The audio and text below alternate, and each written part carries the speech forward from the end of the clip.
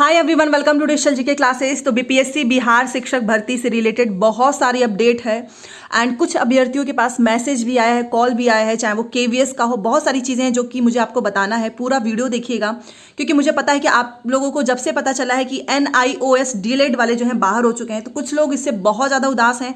वहीं पर मैंने देखा कि कुछ लोग बहुत ज़्यादा खुश हैं।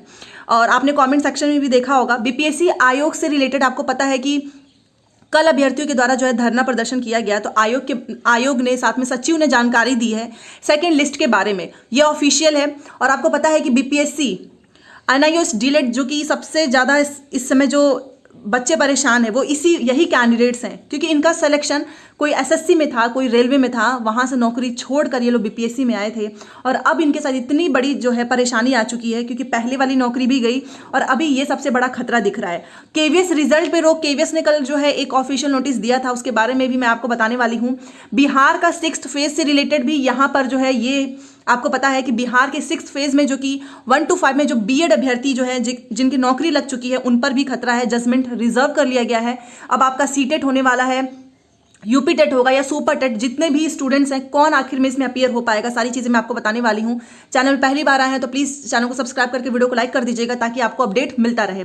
तो एक एक करके सब पे हम बात करते हैं। सबसे पहले जो इन्फॉर्मेशन निकलकर आ रही है पूरक रिजल्ट मतलब सप्लीमेंट्री रिजल्ट के बारे में, वो मैं आपको यहाँ पर बताना चाहूंगी। देखिए, कल आप में से बहुत सारे लोग गए थे क्योंकि सभी चाहते हैं कि जल्द से जल्द जो है सप्लीमेंट्री रिजल्ट आए, उसमें आपका चयन हो और टेंशन खत्म हो। इससे जो है धरना प्रदर्शन हुआ तो आयोग ने और साथ में सचिव का बयान आया है। शिक्षा विभाग के निर्देश के बाद आएगा पूरक रिजल्ट। और यहां पर आयोग ने बोला है बीपीएससी आयोग की भीड़ लगाने से, मतलब आप लोग धरना प्रदर्शन करेंगे, भीड़ लगाएंगे, उससे आपका रिजल्ट जल्द नहीं आ जाएगा। पूरक रिजल्ट के लिए धरना देने पहुंचे थे छात्र, इस पे इन्होंने बोला है। बीपीएससी ने स्पष्ट किया है कि शिक्षा विभाग से निर्देश प्राप्त होने के बाद ही शिक्षक भर्ती का सप्लीमेंट्री रिजल्ट आएगा। इन्होंने बोल दिया है कि देखो, जब तक शिक्षा विभाग से नहीं इन्फॉर्मेशन आती है तब तक हम लोग सप्लीमेंट्री रिजल्ट नहीं निकाल सकते हैं। क्योंकि आपको पता होना चाहिए कि आज है लास्ट डेट, 30 नवंबर तक चयनित अभ्यर्थियों को योगदान करने की तिथि है। मतलब कि जितने लोगों का भी सिलेक्शन हुआ है आज वो योगदान कर ले, आज उनको लास्ट मौका मिला है। और आपको पता है नियोजित शिक्षकों का है 7 दिसंबर। इसके बाद सरकार से सभी जिलावार रिक्तियां प्राप्त की जाएंगी कि कितने लोगों ने ज्वाइनिंग की है, कितने लोगों ने नहीं की है। इसमें किस श्रेणी के मतलब कि किस किस कैटेगरी के उम्मीदवारों ने योगदान नहीं दिया है यह भी देखा जाएगा। इसके बाद ही आपका सेकेंड वेटिंग लिस्ट आएगा। आयोग ने कहा है कि कार्यालय के बाहर आकर भीड़ लगाने से रिजल्ट जल्द प्रकाशित नहीं होगा, ठीक है। और सचिव जो है रवि भूषण, उन्होंने बताया कि शिक्षक नियुक्ति के पहले चरण में समग्र रिपोर्ट तैयार करने के बाद ही रिजल्ट तैयार किया जाएगा। इसमें अभी समय लगेगा। आयोग का ध्यान दूसरे चरण पे है। मतलब पूरी तरीके से ये लोग फोकस कर लिए हैं बीपीएससी टीआरई 2.0 पे, इसीलिए आपका और डिले हो रहा है सप्लीमेंट्री रिजल्ट। लेकिन इसको पहले आना चाहिए क्योंकि फिर से वही हाल हो जाएगा कि एक लोग को दो जगह नौकरी मिल जाएगी। मान लो ये लोग सप्लीमेंट्री रिजल्ट नहीं निकालते हैं क्योंकि आपको पता है 7 से 10 दिसंबर के बीच पेपर है, तो कुछ लोग जिनका वेटिंग लिस्ट में बाद में हो जाएगा वो भी इसमें अपीयर होंगे। यहां भी पास हो सकते हैं, वहां भी पास हो सकते हैं, फिर दोबारा से वेटिंग लिस्ट का चक्कर। तो मुझे ऐसा लगता है कि आपको एग्जाम से पहले ही देना चाहिए ना, कि एटलीस्ट वो सीट तो सेफ हो जाए जो कि एक योग्य अभ्यर्थी को मिले। ये जैसा कि पहले हुआ था कि जो शिक्षक पहले भी नौकरी में थे उनको दोबारा से नौकरी मिल गई।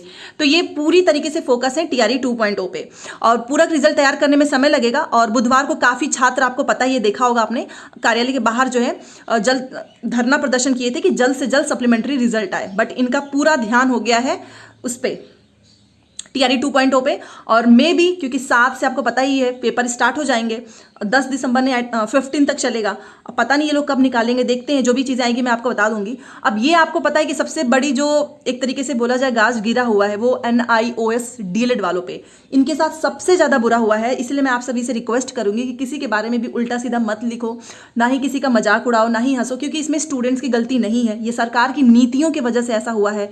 आप खुद सोचिए कि किसी का लिस्ट में नाम आ जाए, उसके बाद से उसको ये फोन करके बोला जाए कि अब आपको नहीं आना है, तो वो चीज़ वही फील कर सकते हैं, ठीक है। इसलिए रिक्वेस्ट है कि कहीं पर भी कुछ भी उल्टा सीधा मत लिखो, चाहे वो बीएड हो, चाहे वो डीएलएड हो, चाहे वो NIOS हो, ठीक है। 18 माह के डीएलएड वालों के नियुक्ति पत्र पर रोक। और यहाँ पर आप देख सकते हो जो NIOS होता है वो 18 माह के लिए होता है। और केंद्रीय विद्यालय संगठन ने रोक लगाया है। स्टूडेंट्स को कॉल करके, जितने लोग भी NIOS से सेलेक्ट हो गए थे और डीएलएड वाले, उनको पहले फोन करके बोला गया था कि आपको रोजगार मेले में आना है। जब से सुप्रीम कोर्ट का ये आया तब से उनको कॉल किया जा रहा है कि आपको नहीं आना है। अब सोच सकते हैं आप, और ये इन्फॉर्मेशन एकदम ऑथेंटिक है। बहुत सारे ऐसे स्टूडेंट्स हैं। तो केंद्रीय विद्यालय संगठन ने रोक लगा दी है और ये केंद्रीय विद्यालय ने सुप्रीम कोर्ट के आदेश आने के बाद किया है। केंद्रीय विद्यालय संगठन द्वारा बिहार के 53 केंद्रीय विद्यालय में 97 जो है प्राथमिक शिक्षकों की नियुक्ति होनी है, मतलब 53 में। और इसमें से आप देख सकते हो यहाँ पर लिखा भी हुआ है कि 30 नवंबर को आयोजित आज है रोजगार मेला, इसमें इनको नियुक्ति पत्र देना है। इन 97 अभ्यर्थियों में 26 अभ्यर्थी 18 महीने के डीलेड कोर्स करने वाले हैं। इन 26 अभ्यर्थियों को अब 30 नवंबर को होने वाले रोजगार मेला में जो है नियुक्ति पत्र नहीं दिया जाएगा। इसकी जानकारी केवीएस ने बिहार क्षेत्रीय कार्यालय के प्रभारी उपायुक्त सोमा घोष ने दी। उन्होंने कहा कि जब तक आगे कोई निर्णय नहीं हो जाता तब तक इन 26 अभ्यर्थियों को नियुक्ति पत्र नहीं दिया जाएगा। तो ये भी और फिर से टेंशन में कि बताओ पास होने के बावजूद भी ये हाल है। बिहार से 2,85,000 शिक्षकों ने किया है कोर्स, मतलब बिहार से ही केवल अगर आप देखें तो 2 लाख से ज़्यादा ही है एनआईओएस वाले। एनआईओएस ने 2017 में देश भर के सरकारी और गैर सरकारी स्कूल में कार्यरत शिक्षकों के लिए कोर्स करवाया था। बिहार की बात करें तो 2,85,000 शिक्षकों ने यह कोर्स किया है। इसमें 2 लाख निजी स्कूल और 85,000 सरकारी स्कूल के शिक्षक भी शामिल हैं। तो आप देख सकते हो केवीएस ने जो है इनको मना कर दिया है कि आज आपको नहीं आना है रोजगार मेले में। तो ये एक सबसे बड़ी टेंशन की बात है इनके साथ, और अच्छा खासा नंबर लाने के बाद भी ये बाहर हो गए हैं। 92,000 देखो शिक्षकों ने किया है योगदान। आपका सेकंड वेटिंग लिस्ट लेट हो रहा है, उसका एक ये भी रीजन है क्योंकि योगदान के अभी बहुत सारे लोगों ने योगदान नहीं दिया है। तो आप देख सकते हो कि अभी पहले 85,000 था, अब संख्या बढ़ चुकी है कि 92,000 शिक्षकों ने किया है योगदान। बीपीएससी से चयनित शिक्षकों के लिए आवंटित स्कूल में योगदान करने का गुरुवार को अंतिम मौका है। शिक्षा विभाग ने साफ कर दिया है कि 30 नवंबर की शाम 5 बजे के बाद योगदान स्वीकार नहीं किया जाएगा और यह आदेश उन पर लागू नहीं होगा। मतलब ये नियोजित शिक्षक के लिए नहीं है, ये फ्रेश कैंडिडेट के लिए है कि आज आपको हर हाल में कर लेना है। और विभाग को जिलों द्वारा जो है बाकी नियोजित शिक्षकों का 7 दिसंबर है। भेजे गए रिपोर्ट के अनुसार अभी तक 92,000 शिक्षकों ने योगदान किया है। इन सभी की योगदान तिथि के साथ पूरी सूची ऑनलाइन विभाग को उपलब्ध करा दी गई है। बीपीएससी से चयनित 1,20,000 अभ्यर्थी चयनित हुए हैं। इनमें 1,10,000 ने औपबंधिक नियुक्ति पत्र लिया है।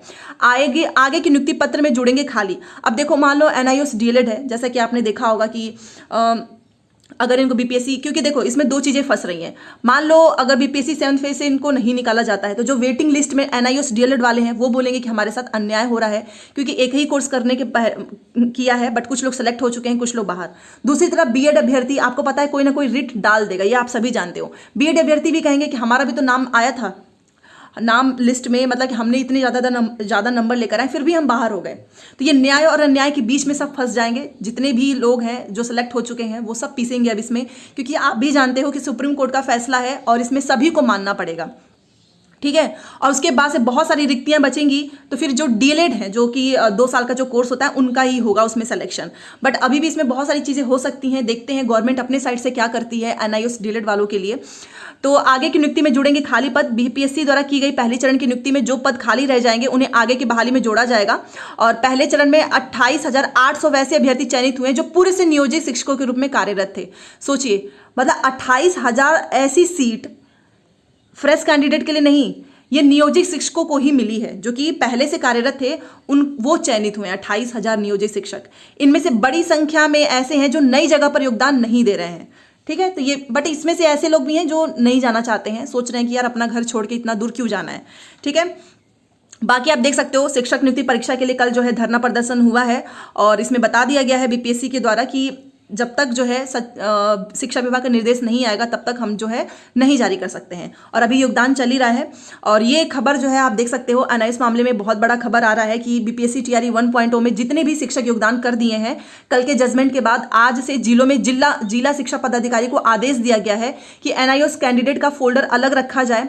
आज मुजफ्फरपुर जिले में उनके फोल्डर को अलग छांटना शुरू कर दिया गया है। शिक्षा विभाग अब 70,406 पीआरटी रिजल्ट्स पे रेगुलर डीलेड के साथ रिवाइज्ड रिजल्ट की ओर बढ़ रहा है। एनआईओएस कैंडिडेट्स रिजल्ट पे जल्द ही विभागीय लेटर सामने आएगा। तो ये एक ऐसी खबर भी निकल कर आ रही है जो कि बहुत ही ज़्यादा दुख से भरा हुआ है, क्योंकि आप भी जानते हो जो लोग योगदान दे चुके हैं अब उनको उनके फोल्डर को छांटने की बात की जा रही है। देखते हैं इसमें क्या चीज़ें होती हैं।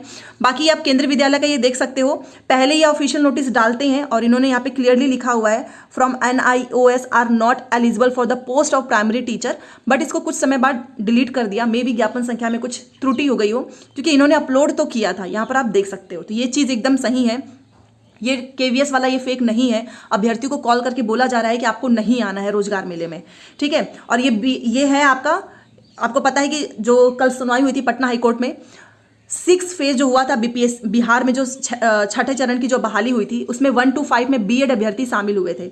उनको जो चयनित हो गए थे, उनको बाहर करने के लिए जो रिट जो है, जो याचिका जो है, जो दायर किया गया था, वो सारी सुनवाई कंप्लीट हो चुकी है। जजमेंट को रिजर्व कर लिया गया है एंड आपको दिसंबर के सेकेंड वीक में ये सारी चीज़ें सुनने को मिल जाएंगी कि आखिर में क्या फैसला आया है। क्या जो 6 फेज में उसमें बीएड वाले रहेंगे, अपनी नौकरी में बने रहेंगे या बाहर होंगे, ये आपको दिसंबर में पता चलेगा। तो ये आप देख सकते हो पूरा लेटर। बाकी सारी चीज़ें मैंने आपको बता दी है। सेकंड लिस्ट के बारे में आपको पता ही चल गया। आयोग ने बोल दिया कि धरना दोगे उससे काम नहीं चलने वाला है, दबाव में रिजल्ट नहीं आएगा, पूरी प्रक्रिया होने के बाद ही आएगा जब शिक्षा विभाग निर्देश देगा। वहीं पर आप देख सकते हो एनआईओएस डीएलएड के साथ सबसे बड़ी जो है कह सकते हैं, क्योंकि जो ऑलरेडी कहीं ना कहीं जॉब में थे, उन्होंने वहां से रिजाइन दिया है। सोचिए, अब ना तो वो यहाँ के रहे ना वहाँ के रहे, तो प्लीज़ किसी का भी मजाक मत बनाओ। केवीएस ने भी रिजल्ट पे रोक लगाई दिया है और 6 फेज का दिसंबर में आ जाएगा। बाकी सीटेट पेपर 1 आप समझ लीजिए कि जैसा बीपीएससी ने बोला था ना बीएड अभ्यर्थियों के समय में कि एग्जाम देने पर आपका अधिकार है लेकिन रिजल्ट पे आपका अधिकार नहीं है, सेम ऐसा ही ये लोग बीपीएससी टीआरई 2.0 में एनआईओएस डीएलएड के लिए भी बोल सकते हैं। तो आपका सीटेट पेपर 1 भी इनवैलिड हो चुका है। साथ में आप यूपी टेट सुपर टेट के प्राथमिक शिक्षक भर्ती से भी एनआईओएस डीएलएड वाले बाहर हो चुके हैं। इस बात को आप लोग को समझना होगा और देखते हैं सरकार इसमें क्या करती है, क्योंकि कहीं ना कहीं सरकार की गलत नीतियों का शिकार ही तो हुए ना, चाहे एनआईओएस हो चाहे बीएड हो। क्योंकि उस समय आपने बोला कि सब कर सकते हैं और अब जो है जो चीज़ गलत थी आपने उसको उस समय सही करने की कोशिश की और आज उसका भुगतान जो है सभी को करना पड़ रहा है। तो आप अपने विचार जरूर दीजिएगा। मिलते हैं नेक्स्ट क्लास में। Thanks for watching.